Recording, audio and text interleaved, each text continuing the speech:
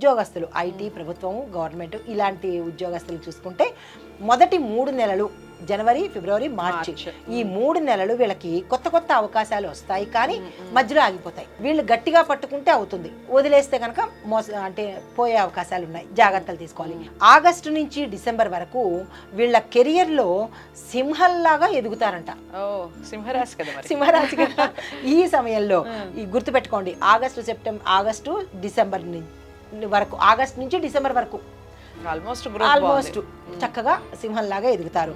అయితే వీళ్ళకి ఏంటి ఎదుగుతారు ఏ అంశాల్లో అంటే ఈ సమయంలో చాలా చక్కగా ఉండబోతోంది. అయితే ఈ ఆర్టిఫిషియల్ ఇంటెలిజెన్సీలో పనిచేసే వాళ్ళు కానీ, చదువుతూ ఉద్యోగం కోసం వెళ్ళే వాళ్ళకి కానీ అవకాశాలు మెండుగా వస్తాయి, తీసుకోండి. తర్వాత క్లౌడ్ టెక్నాలజీలో ఎక్కువ స్పెషల్ ఫోకస్ పెట్టాలి వీళ్ళు. పెడితే కనుక మంచి మంచి శాలరీతో, ప్యాకేజ్తో వీళ్ళు అపాయింట్ అవుతారు. తర్వాత జాగ్రత్తగా ఉండవలసింది ఎక్కడంటే కనుక మాటల విషయంలో వీళ్ళు జాగ్రత్తగా ఉండాలి. శత్రువుల్ని తయారు చేసుకోవద్దు, జాగ్రత్తగా చూసుకున్నట్టయితేనే వీళ్ళ పదవులు ఉంటాయి.